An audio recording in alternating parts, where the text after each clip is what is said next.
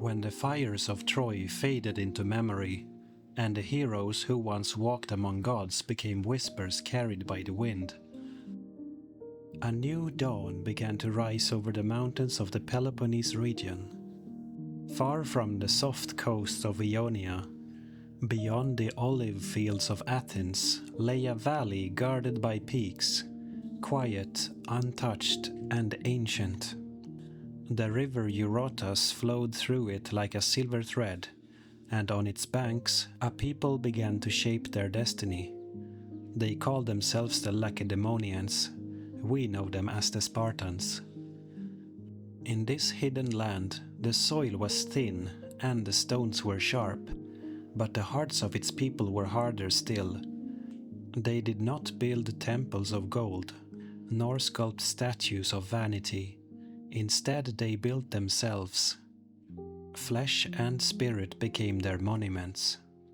They remembered the tales of the heroes of Troy, Achilles, Ajax, Odysseus, but in their hearts they asked, can strength exist without glory? Can virtue live without song?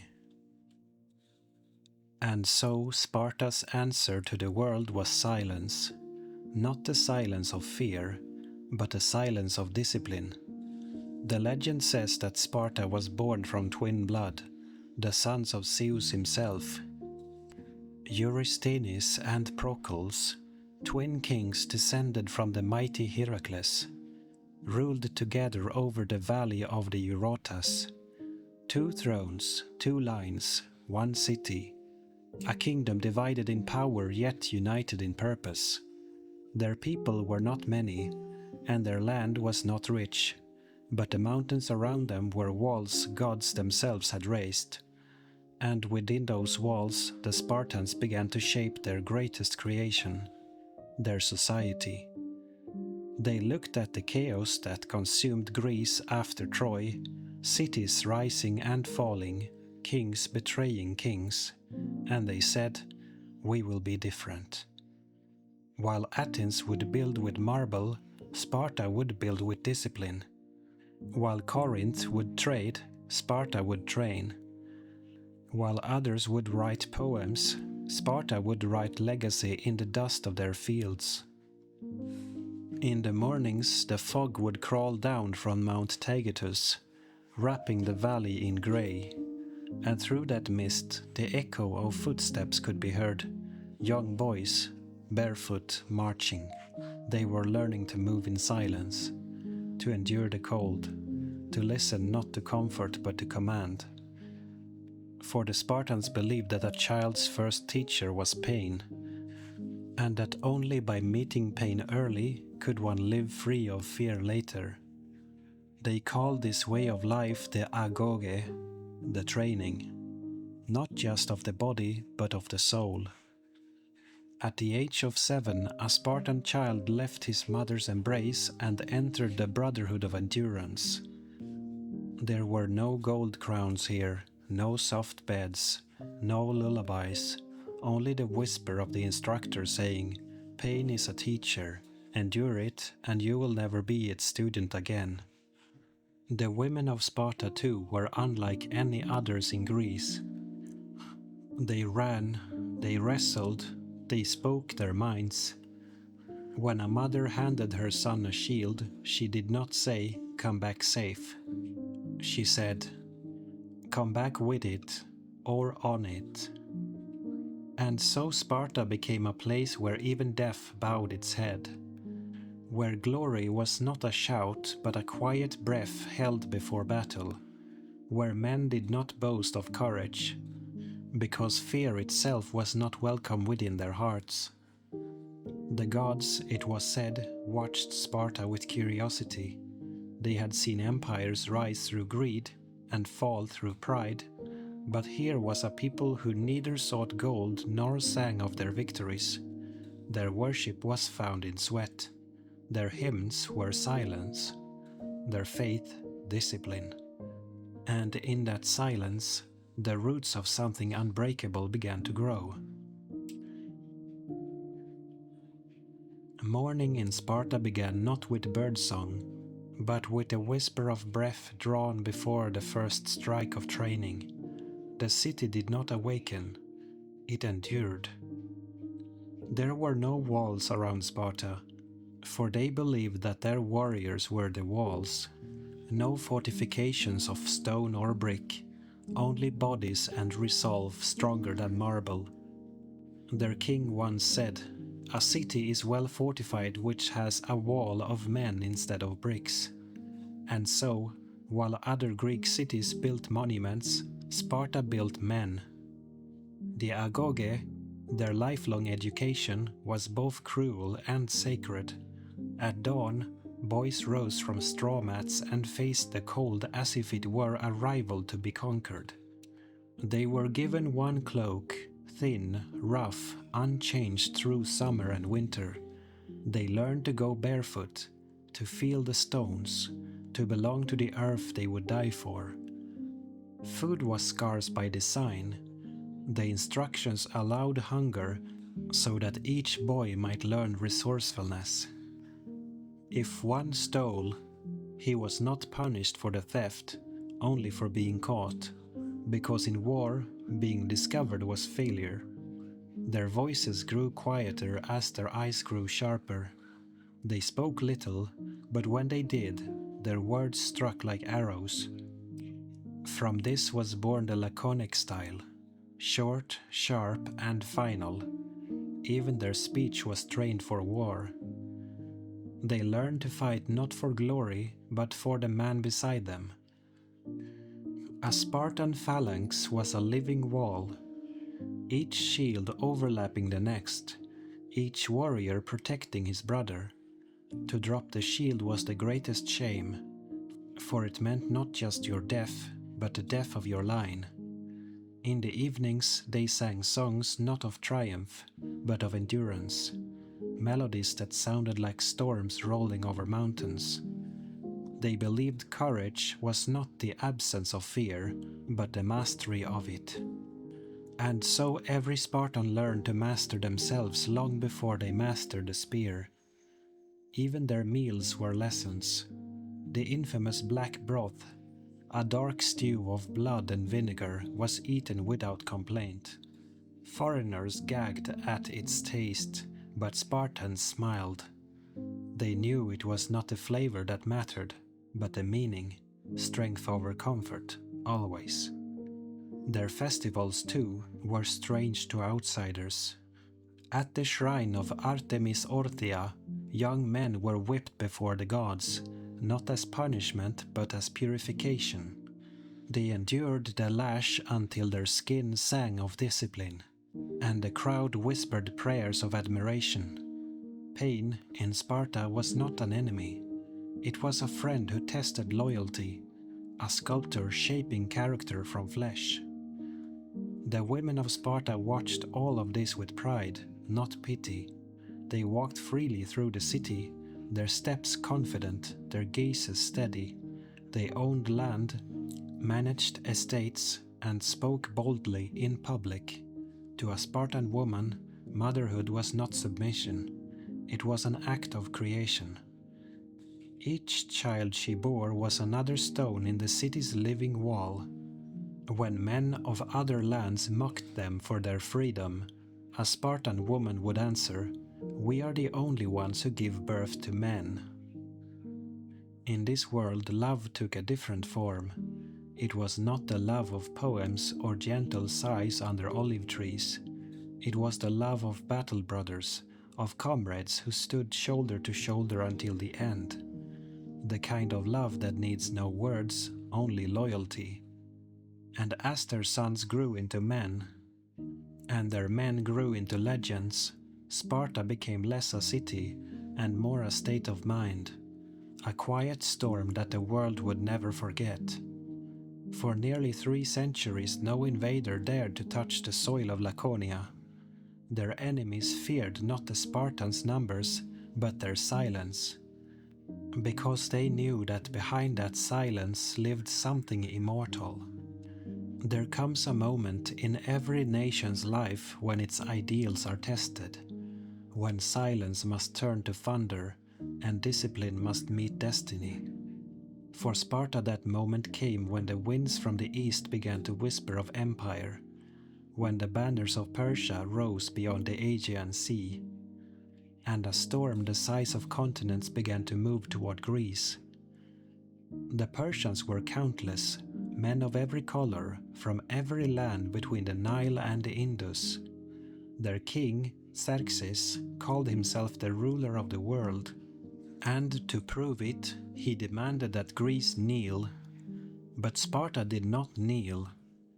They sent an answer, short as their swords, sharp as their minds. Come and take them. The words were spoken by King Leonidas, and they would echo through eternity.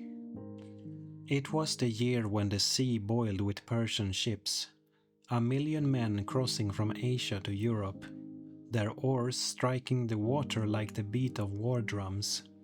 The Greeks had many cities but few friends. Athens feared the loss of freedom. Corinth feared the loss of gold. And all looked to Sparta, the one city that feared nothing. So Leonidas gathered 300 of his finest warriors, men with sons, so that Sparta would not lose its bloodline, and marched north to the narrow pass of Thermopylae, the gates of fire. There, between mountain and sea, 300 Spartans and a few thousand allies would stand against an army that swallowed the horizon. For 3 days the earth trembled, Persian arrows darkened the sky, but the Spartans laughed, saying, "Then we shall fight in the shade." They fought not as men, but as one mind, one rhythm, a living wall of bronze and muscle, moving like the heartbeat of a single god. Each spear thrust, each step back, was a note in Sparta's final hymn. And though they knew they would die, they also knew they would live forever, because a Spartan's body could perish, but his example never. When betrayal came, and the Persians found a hidden path, Leonidas dismissed most of his allies. He stayed behind with his 300, and when dawn came, he said only, "Eat well, for tonight we dine in Hades." The battle was lost, the Persians marched on, and the world called Sparta defeated. But history knew better, because from that loss was born the unbreakable spirit of Greece. The courage of those 300 lit a fire that even Xerxes' empire could not drown. Weeks later, at Salamis, the Greeks struck back at sea. Months later at Plataea, Sparta led the charge on land. And the Persians fell. Their dream of conquest burned to ash. The gates of Greece had held. The West would live free. When Leonidas' bones were brought home to Sparta, no tears were shed, no lamentations sung. His tomb bore only an inscription, simple and eternal. "Go tell the Spartans, stranger passing by, that here, obedient to their laws, we lie." For a time, Sparta was the guardian of Greece, its spear the symbol of unity, its silence the measure of strength. But victory is a whisper that tempts even the pure. Soon Sparta's greatest enemy would not be Persia, but Athens, the sister it once stood beside, and from that rivalry, Greece would tear itself apart. Yet, even when Sparta's power faded, its legend remained, because Sparta was never meant to last forever. It was meant to teach forever. That courage is not noise, that freedom demands sacrifice, that true strength is not in the sword, but in the hand that holds it steady.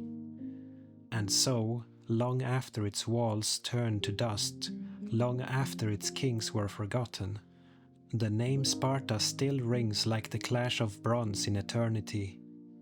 A reminder that discipline once learned is never lost. There is a truth whispered through all of history, that what rises in strength must one day rest in silence.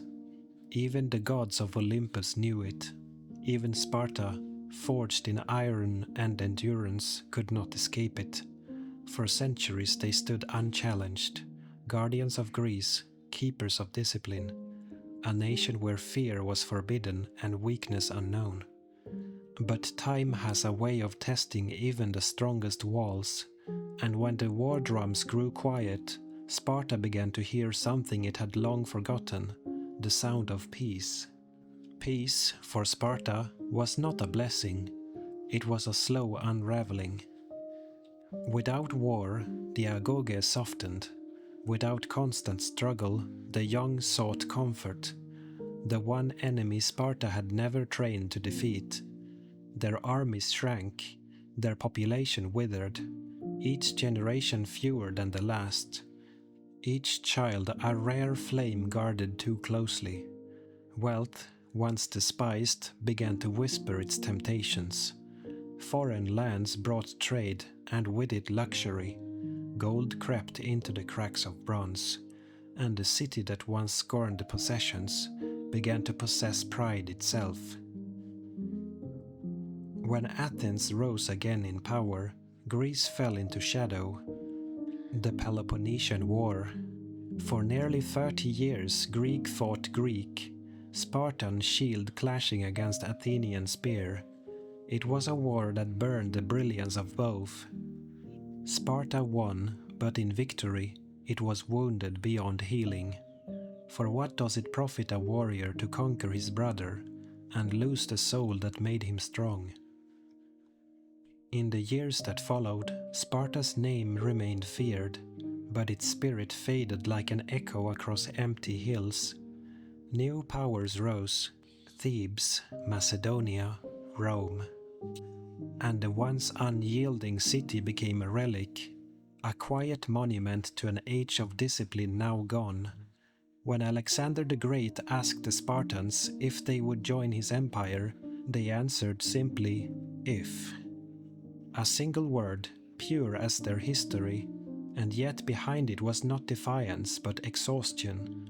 They had carried the weight of Greece for too long. And so when Sparta finally fell, it did not collapse in battle, it simply stopped being needed. But ideas do not die, they sleep.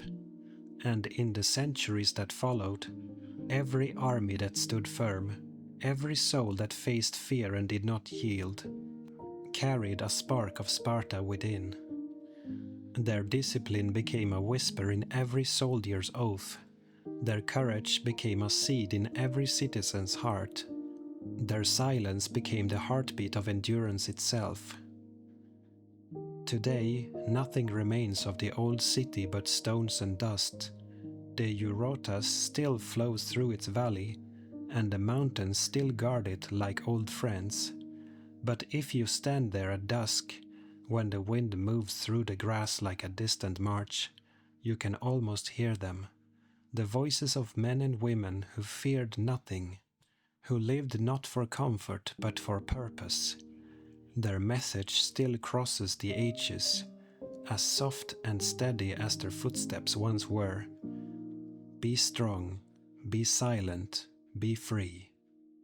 And so the tale of Greece, from myth to Troy to Sparta, comes full circle, from gods who played with mortals to mortals who learned to live like gods, not through power but through discipline. As the night deepens, let the story of Sparta remind you that even in a world built on struggle and loss, the human spirit can become its own kind of divinity. And in the quiet that follows, Sparta still stands.